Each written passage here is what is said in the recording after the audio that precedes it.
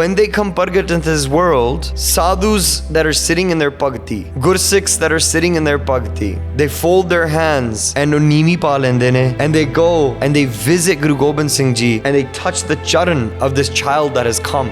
And upon touching the charan, they realize that the next Jyot of Guru Nanak Dev Ji has arrived. As this is happening, Guru Tegh Bahadur Pacha is listening to Asa Diwar far away. Their birth is happening in Patna Sahib. Far away, Guru Tegh Bahadur Pacha Ji is sitting, and as they're seated, they smile. They say it's time. The one that is to take on the 10th form of Guru Nanak has arrived. Maharaj, what was the need for a 10th? You're here. And this is the hukam. What he is meant to do, the time has come for him to do. So does this mean that you've just had a son? They just answer with one sentence. They say, हाँ, अगम्मी मर्द प्रगटाया है.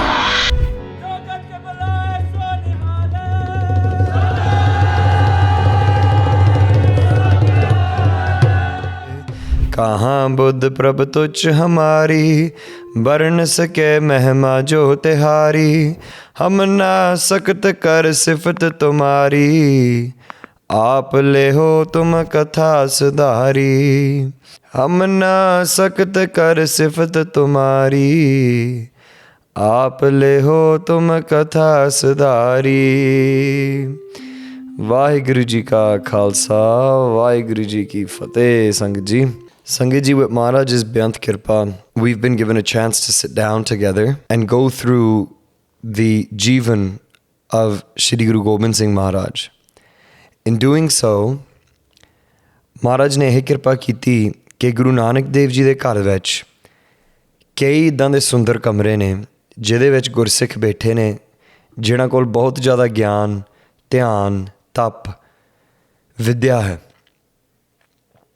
There in the house of Guru Nanak Dev Ji, there's so many rooms and there's so many beautiful Gursikhs that live inside of it that have so much knowledge, love, meditation towards Maharaj.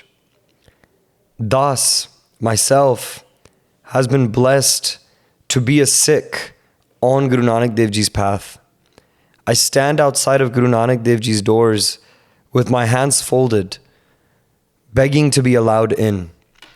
And I feel blessed that the seva that Maharaj has given me is to share my journey as a Sikh, to walk on the path of Guru Sahib, to try to become a Khalsa, try to become a Gursikh, and in doing so, interact with all of you in such a way where, my brothers and sisters, we share the path together to figuring out what it means to be a Sikh, figuring out what it means to be a Khalsa, figuring out what lives did our Gurus live. How do they continue to inspire us? What does Gurbani tell us? Once we're at the house of Guru Nanak, the true Gursikhs will show us the way. But myself, I know not much. I have previously come into Sikhi, and the love that I receive from the Sangat, from the Guru, from Bani, is all I wish to share. And in learning about Guru Gobind Singh Maharaj, I find it exciting to just share Maharaj's Sakhis with you. And that's it. All of the Gyan, the Tap, the meditation, the Gursikhs have it. And we all together will find those Gursikhs and we'll be in their Sangat. So with Maharaj's Kirpa, let's put our dhyan, our concentration, into Bhai Vir Singh Ji's Sri Kalgidhar Chamatkar. You all may read from home as well. Bhai Vir Singh Ji is the author of Kalgidhar Chamatkar. It's said that as he was writing about Guru Gobind Singh Ji's Jivan, many a times he received darshan of Guru Gobind Singh Ji in his Anpav. Many a time he was shown what he was meant to write. And he's written with so much love that you feel like you're sitting with him, experiencing what he's speaking about. Bhai Vir Singh Ji is a very non-controversial, neutral figure in Sikh history. So his writings, there's a lot to take from it. These writings aren't my opinion. I'm learning just like you. So if there are questions, we can all figure it out together. So my beinti is Let's embark on this journey. Any questions that you have, feel free to write them down, message me, message the team via WhatsApp, Zoom, Insta. In these classes though, the Zoom chat would be best. And then at the end of class, we can go through a quick Q&A with any questions you may have. Hanji Vaheguru. So, jehda dharm hai, religion. Religion, as I said earlier, is a path for the Atma to meet with Paramatma. It's a path for our soul to become one with the oneness of God all around us, with Vaheguru. In that journey, we have our mind, we have our body, we have our Atma, and we have Paramatma. The male, the meeting of Atma and Paramatma is why we even take human life, is why we exist. In that journey, man, tu jot saroop hai, apna mool pachan. Oh my mind, you are that jot. Understand your own value. Understand who you are. Find yourself. There's exercises that folks do to really try to understand who they are. And the easiest way that I've found so far to try to find who we are is to understand who the Guru is and how the Guru embarked on that journey. And as we get to know the Guru, we'll get to know ourselves. In Hemkund Sahib, where there's 7 beautiful peaks, the mountains are snowy, the sun is setting. The mountains are shining gold. There's hazes of purple in the sky. There, it's springtime, even with snow. There's beautiful flowers all around. And in the midst of these green, white hills, shining gold, is a skinny figure who is sitting there in deep meditation of Maharaj. He is taking in, he is a Gyanta. Gyanta is one who is practicing Gyan, knowledge. They have become a river of knowledge and they're imbued in that ecstasy, that Naam of Paramatma. They've become one with Paramatma. They have no fear, they have no hate, they have no roop, they have no rang, and yet their rang is only prem. Everything about this Chardhi Kala Ruh, the soul, is one of God, but one that is still in the body. In this meditation, they embark in a conversation with Akaal Purakh. The oneness speaks to them and says that on this earth, there is so much greed, hatred, killing, badness going on, that no one is stepping forward and being a true Khalsa. No one is stepping forward. What does Khalsa mean? Pure. Anytime I say Khalsa, it means pavitr, pure, sacha. There is no one that is Khalas. And I need you to embark into this world and find what is Khalas, what is Khalsa. I need you to create that Khalsa. All that have come have just broken people off from the Naam and the praise of Vaheguru. And that needs to be changed. That needs to be brought back in. And that is the hukum. This figure that is sitting there does a benti. In the most beautiful ways, attempts to say, please leave me in this anand. I'm having so much anand just in your bhakti, in your naam, separated from the world. All I want to focus on is you. All that is inside of me is you. And in that, they realize, hukum, no matter how much anand you have now, is accepting what's going on, accepting what is to be done. The way a river flows, the way that water in that river has to hit so many edges, scrapes on all these rocks, is hurt all the way down, but ultimately pours straight where it's meant to go. It pours right into the ocean, and the ocean gives it a hukum. It finally, after so much pain and effort, makes it into the ocean, and then the ocean gives it the hukum. You must now descend into the clouds, and then fall back onto the earth and find your way back to me. In that way, today, this soul has been given the hukum of going back into the world and supporting the humans who have lost their way. This soul puts their dhyan, they put their thoughts into Akaal Purakh and into the earth to see what is going on in the dunya. What he sees is Aurangzeb. What he sees is corruption, greed. Aurangzeb sits there in his darbar with his brother Dara Shikoh's head at his feet. He's cut off the head of his own brother. He's had his soldiers wash off the face. And once he recognizes that this is Dara Shikoh, then his mind has contentness. Mera pra mar gaya. He is sending out soldiers to execute any family and brothers that can challenge the throne. He has imprisoned his own father. His own father is being served roti with loon, without water, so that his mouth and his body dries up and he's not able to drink in anything. And he writes a letter to Aurangzeb that says, your heart has become of stone.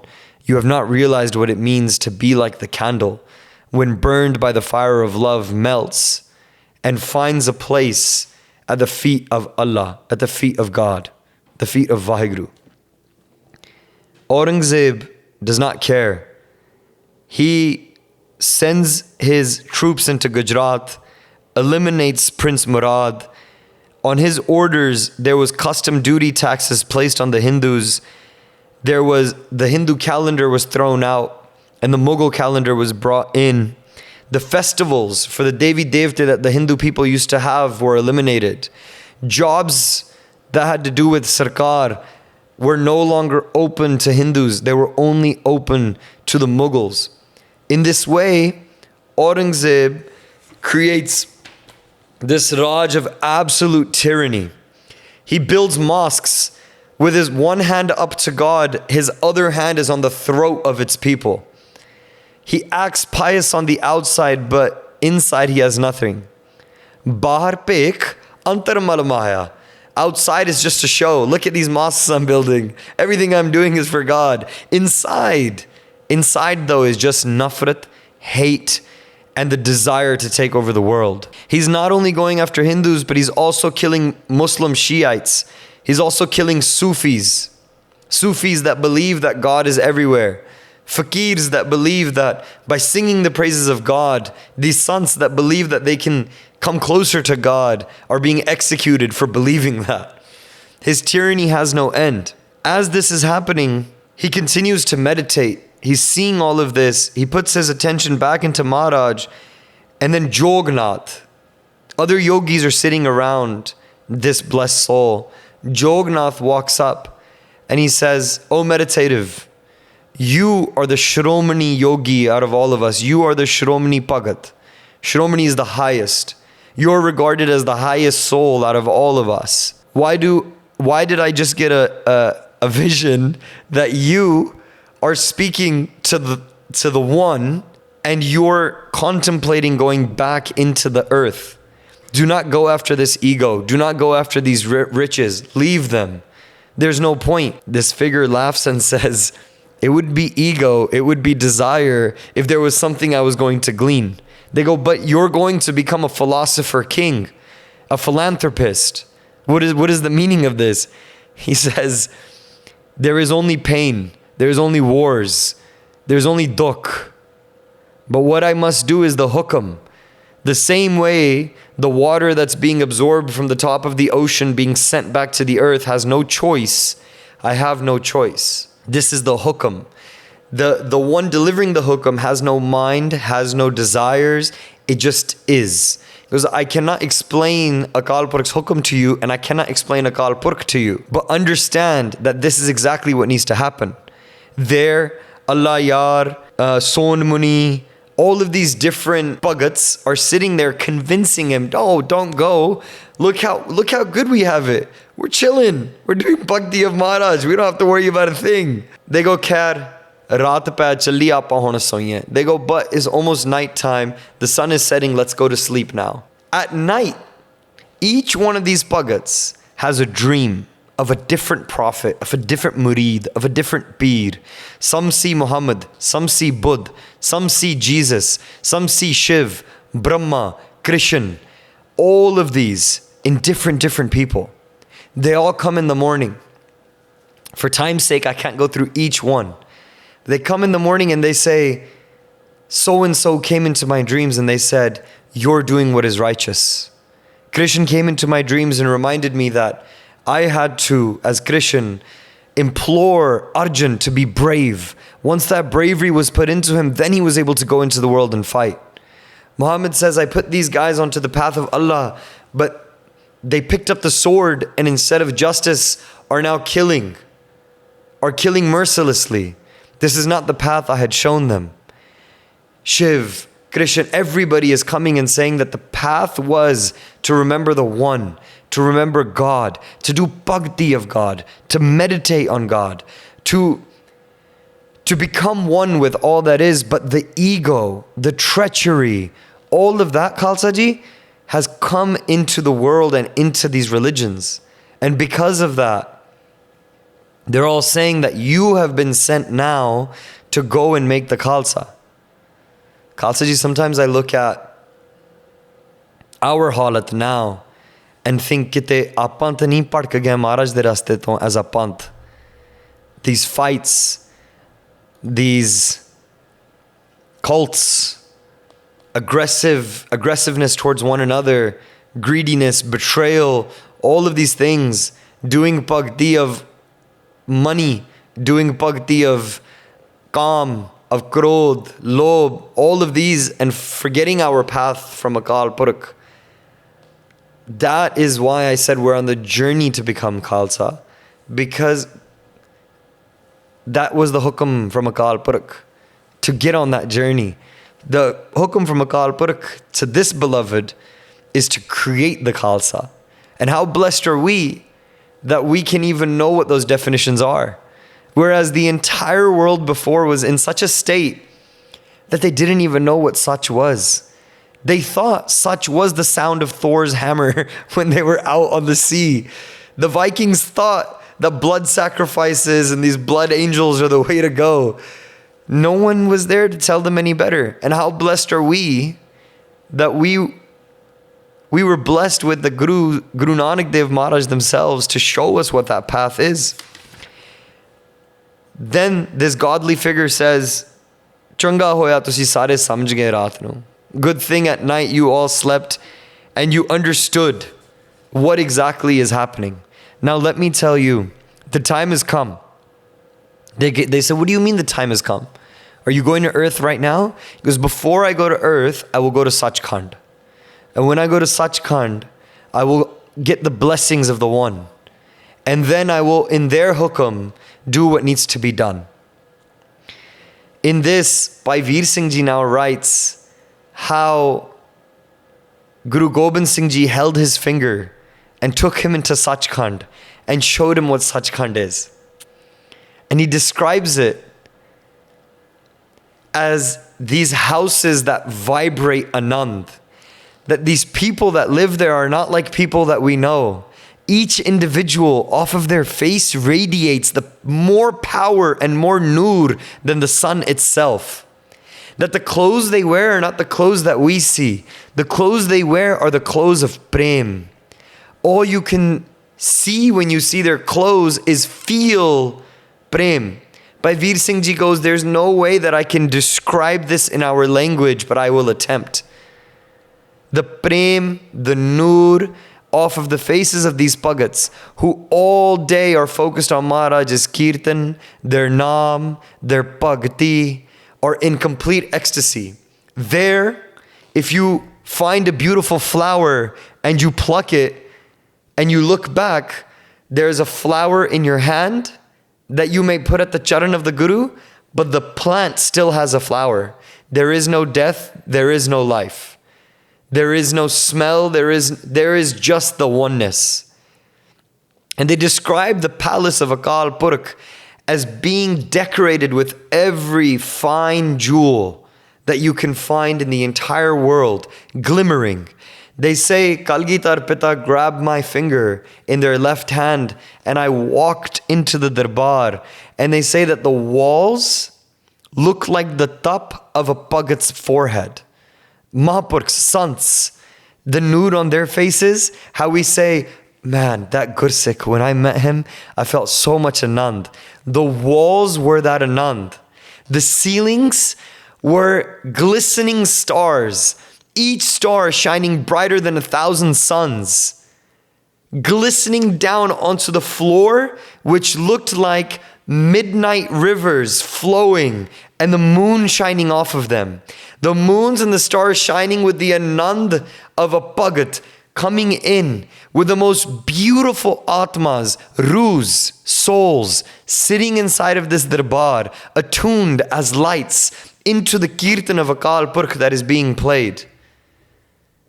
Very beautifully attuning their attention to the charan of this jot that was glistening on top of a throne made more of than just gold. Gold that feels like amrit dripping down. A throne that just by cleaning 1 foot of that throne, it feels that 1,000 lifetimes of pap can be washed away. And on that throne sat this light. And in front of that light sat this beautiful glowing light that no one could tell the difference between the one on the throne and the one sitting in front. There is Gurbani that Bhai Vir Singh Ji quotes to describe what this may have looked like. Suhi mahalla panjwa, sukh mahal jaake ooch dware. This mansion that's been made is made of happiness, and on top of it, the gates are so big. The walls, the divars, they're so tall, big. Dame vase pagat pyare. Inside of them are those pagats, those lovers. Sahaj katha prabh ki at meethi. Maharaj's katha, Maharaj's praises, Maharaj's descriptions are so sweet. Virle kahu netro diti rahao. How rare is it, that person that will get to see this? Maharaj kirpa karan that we all are able to see this one day. Teh geet naad akhare sanga.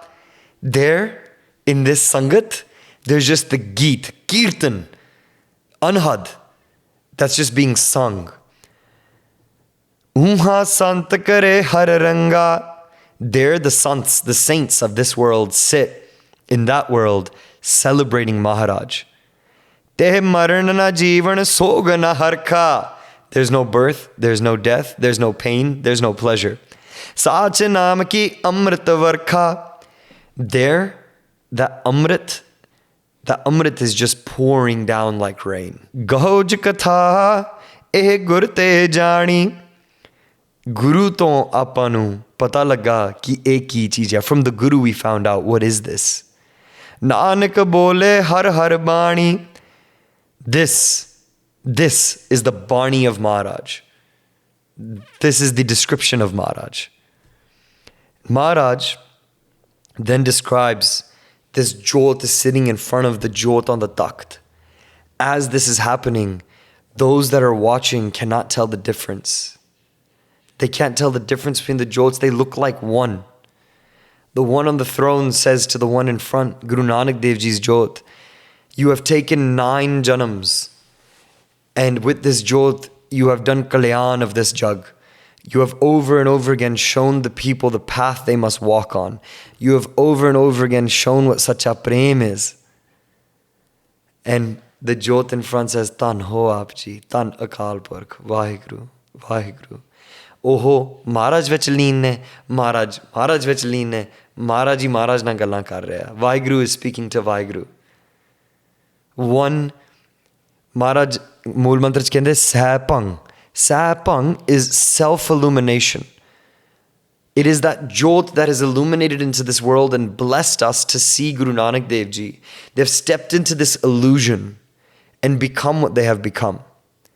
Inside of it happens to be the bachans that were said from Akaal Purakh to that jot of Guru Nanak Dev Ji has been written down by Guru Gobind Singh Pacha themselves. they write, Akaal Purakh bach is keet prat. What did Akaal Purakh say to this keedi? They call themselves an ant. Look at the humility of Akaal Purakh. Chaupe, jab pehle hum sist banai, dayat chare dust dukhadai.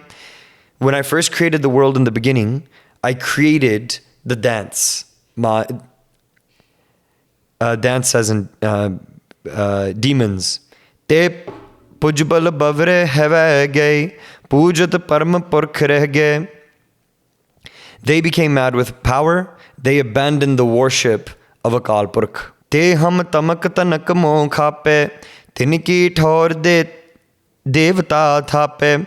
So then I destroyed them and I put Devta in their place. Put Devta in their place to do bhakti. Te pi bal puja urjai, apan hi paramesar kahai. But they came and started calling themselves God. They started telling everyone that they're God and getting them to do puja of them. And that made no sense to me. Mahadev achut kehvayo, bisan aap hi ko therayo. Shiva was called God. Vishnu was called God. Everyone started just calling themselves God. Brahma aap pa brahm bakhana, prabh ko prabhu na kinhu jana. Brahma started calling himself God, and no one could comprehend what God actually is, because all of these guys just started saying that they're God. And I've seen this. I had the pleasure to go to Bali, where everybody is Hindu and everybody reps a god, either Brahma, Vishnu, or Shiv. You know, I saw their like mandirs and they don't have this concept of one Akaal Purakh. They believe that Akaal Purakh is Brahma or is Shiva or is Vishnu. Or some believe it's all three as the creator, destroyer, and sustainer. So it's really cool to see Maharaj's bachan in front of me. Te kahe karo hamari puja, hum bin avarna thakur duja. They said, worship us, there's no one other than me. Parma tat ko jinna pachana, tinkar isar tinko marna. They didn't comprehend what Akaal Purakh they were. Tinkar isar tinko marna. Again, calling themselves Ishar. Kete sur chand kohumane agan hotar kei pavan pramane. Some people, they started worshipping the moon. Some people started worshipping the fire. Some people started worshipping water. Kinhu prabhahan pajana naat kite jal kart bidana. Several of them started considering that God is a stone, and several of them started washing these stones. Ketak karma karta parpana, Dharmaraj ko dharma pachana. And then some thought that Dharmaraj, the one that does the accounting of all of the karmas that you've done in this world, is supreme. Je prabh sakh namit tehrai, tehya aaye prabhu kahave. All those that God establishes, they themselves started calling themselves God. This is very important, the dialect that Akaal Purakh is giving, because it's to show everything that Guru Gobind Singh Ji was coming and challenging, right? Every one of these things, as you're hearing them, Maharaj found a unique way to challenge each one. Jab prabh ko na tine pechana, tab har inman chun tehrana. They didn't comprehend Maharaj. Then I established human beings in their place. Tepi basmamata hoege parmesar pahan tehre. They got taken over by like me. Mum is me. Mamata would mean mindness. I need a job. I need to do this. My ego, my hate, my lust, my anger. Me. Tabahar sid saad tehrai tinpi parama purkh nahi paai. And he goes, listen, I went and I created the sadhus, the siddhs, but even they stopped realizing Akaal Purakh. Jai koi hot payo jagsyana, tin apno panth chalana. And then whenever someone became wise enough to raise over all of this, they went and started their own path and then started becoming God themselves. Parma purkh kinhu na payo, bair baad hankar badayo. No one could realize Maharaj, but instead they just spread dushmani and ego. I kind of was thinking about even like when Maharaj was talking about like the folks that were wise, started thinking about like Roman philosophers, right? And Greek philosophers that practiced Stoicism and that were like so close to that message of Sikhi in terms of letting go. But then we're like, there is no God. So, they were like, God is my wisdom, right? And that's all there is. So it's like every time it just felt like, ooh, you almost got it. Ooh, so close, right? Bair baad hankar badayo. Ped paat apan te jala, prabh ke panth na ko chala. The trees and leaves began to burn, and because of this inner fire, no one followed Maharaj. Jin jin tanak siddh ko payo, tin tin apna raho chalayo. Anybody that got even a little bit of spiritual power, they just started their own spiritual path. Parmeswar na kinhu pehchana, mam ucharte peo devana. No one could comprehend Maharaj, but instead it just became madness with I-ness. For example, I think, therefore I am. Each one of these is a different philosopher in our histories, and it's so unique that Maharaj is going through and nailing out each one. Parmeswar na kinhu pehchana, mam ucharte peo devana, param tat kinhu na pachana, aap pitar urjana. Nobody recognized Maharaj. They entangled themselves with themselves. Tab je je rikharaj banaye, tin apan pun simrit chalaye. All the great rishis, when they were created, they started making their own simritis. Simritis are like powers, right? So they used the Akaal Purakh's energies to start doing things that they weren't never meant to do. Then I'm going to skip some Bani because Maharaj gives a lot of examples here. And then Maharaj says here, Akaal Purakh Bach. So Akaal Purakh continues to say, Chaupe, main apna sut tohe nivaja, Panth prachar karbe kaho saja. I've adopted you as my son, and therefore you will go and start a panth now. Akaal Purakh says this to Guru Gobind Singh Ji. Jahe tahate tarm chalaye, kabuddh karante lok hataye. Go and spread tarm. Spread the way of actual existence. Tarm, it's not righteousness, it's not religion, it's the way one should live their life. And they said, Kabuddh karnate lok hataye. Get people, kabuddh is bad buddhi. Buddhi is intellect. Get them off of this terrible line of thinking and make them retrace their steps away from evil actions. Kabbach dohra. Kabbach is the Kavi now. The Kavi being Guru Sahib. Guru Sahib then says, Thad peo main jor karn, bachan kaha sirnyay. I stood up, haath jod ke, I stood up to main neemi pai. I bowed my head. Panth chale tab jagat mein, jab tum karo sahay. This panth will be created and it will become prachalat. It will be what is in the world. But jab, when, tum, you, karho, do, sahay, assistance. When you're on my side, only then this will happen. Then Maharaj writes, Chaupe, ek karan prabh mohe pathayo, tab main jagat janam tar aayo. This is the reason that Maharaj has sent me. Then I came into this world. Jim tin kahi ine tim kaheo. Whatever Maharaj says, I'm repeating to you. Aur kisute bair na gaheo. I have no dushmani with anyone. I'm just doing what Akaal Purakh said. Je humko parmeswar uchar hai, te sarv nark kund mein par hai. If someone starts to call me God, then they will go to hell. Moko das tavan ka jano, ya main pedna ranch pachano. Consider me to be the servant of Akaal Purakh. Do not find any difference between me and him. Sometimes people say, oh, but Guru Sahib wrote in his Bani not to consider him God. But they don't read the next two tuks. Moko das tavan ko jano. Know me as their servant. They stop here. There's a book someone handed me to prove that Guru Gobind Singh Ji is not Guru Nanak Dev Ji to Guru Gobind Singh Ji, that they are not the saviors, that they came here to tell us that the prophets have already come, such as Jesus, and that we should follow Jesus. So that's what the book is about. And in it, they use these lines to prove it. They say, ki, look, your Guru writes that if you know him as God, you'll go to the pit of hell. If you consider them, and then he says, consider me a servant of that Rabb.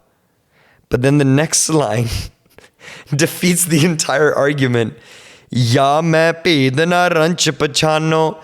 Don't know a difference between me and God. Me and God are the same. So why is Maharaj doing this? Why are they saying contradictory statements? Because they're not contradictory. If you find the body of Guru Sahib and just Guru Sahib to be God, then you've missed the point of the Nirgun and Sargun Sarup. Nirgun Sarup and Sargun Sarup. Nirgun means the oneness, the unseeable God. Sargun is the one you can see. The Sargun Sarup of God is Guru Sahib. Because you can see them. In this Maya, they've taken on a roop. In this illusion, they've taken on a hond. And when the illusion is taken away, then you realize there is only oneness. So the way I interpreted this, Barney, is if you just look at one roop and say, that's it, that's all there is nothing else. The way that Akaal Purakh just described, everyone else came and said, praise me, praise me, praise me. That is what Guru Sahib is referring to. Because then Maharaj says, there's no difference between me and them. Why do they say that? Because they already did the benti. They did the benti in front of Akaal Purakh to say that if you're going to send me into this world, if you're going to send me to go and do your seva, then please, I beg you, allow me to stay attached to your charan. Minu aapde charna naal lai rakhyo. Don't allow me to break away from your charan, because if I break away from your charan, then I'll have nothing left. All of this would have been for nothing. Because Guru Gobind Singh Ji themselves were that oneness inside of that oneness. I know that's a bit confusing, but I'm hoping that was understandable. If you vision it from the Sargun and Nirgun Sarup, and how the Sargun, the form, and the Nirgun, the formless, communicated in order to bless us inside of Maya with themselves. Main ho param purkh ko dasa, dekhan ayo jagat tamasa. I am the servant of Maharaj. Dekhan ayo jagat tamasa. I've come to see this spectacle, this play, this game inside of the world. Jo prabh jagat kaha so kaheo. Mitra log te mon na raheo. Whatever Akaal Purakh said to me, I say the same to you. I will not remain silent in the face of death. And this is from Bachittar Natak, which is Guru Gobind Singh Ji's autobiography. They write about their own life, exactly how everything happens. And it is a fantastic resource for us to understand Guru Gobind Singh Ji's life. And it is there that they explain how they came into the world and exactly why. So from there, after they've done this benti to Akaal Purakh, after this conversation has happened, what happens is, Bhai Vir Singh Ji describes it as this beautiful ship being created, this jahaj, made of flowers, fragrance, beauty, anand and kirpa. In it, this jyot sits. This jyot flies from this darbar that I had explained earlier. As it flies, the flowers, all of the pagats that are sitting around are throwing flowers at this jahaj. And they're praising it. Vah, kya roo, vah, kya kirpa, kya bandagi. What an amazing jyot. They're going back into this world. And then Bhai Vir Singh Ji writes, even the jyots that are sitting in that room so many times have gone into the world and then come back out. Have come into the world and come back out. Maharaj even explains, Naam reheo, sadhu reheo, reheo Guru Gobind. That in a world full of death, the three things that always remain is Naam, the sadhus that have done that Naam, and Guru Sahib themselves.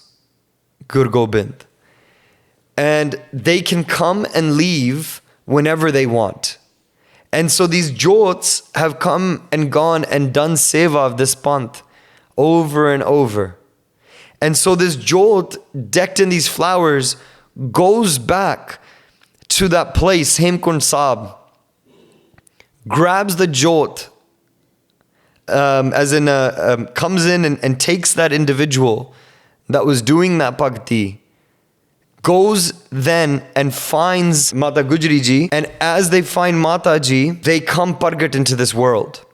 And they go back into the concentration of their Asadivar. And from there, we will go into the life and jivan of Guru Gobind Singh Pacha Ji. Now that you have understood how Akaal Purakh Ji had prepared themselves to become Pargat into the world, which conversations, which dialect brought them here. And with that, Sangat Ji, we can move into Q&As. And next week, we'll dive into the rest of Maharaj's Jivan Ji. Thank you so much for listening. And I'm very excited about next week as well, because we get to see how Guru Sahib behaved when they were in their Balak Umar. All of the amazing things that they would do. And of course, aap ji je aunge, when you come, you'll get to hear all about it, ji. Thank you very much. Vaheguru ji ka Khalsa, Vaheguru ji ki Fateh.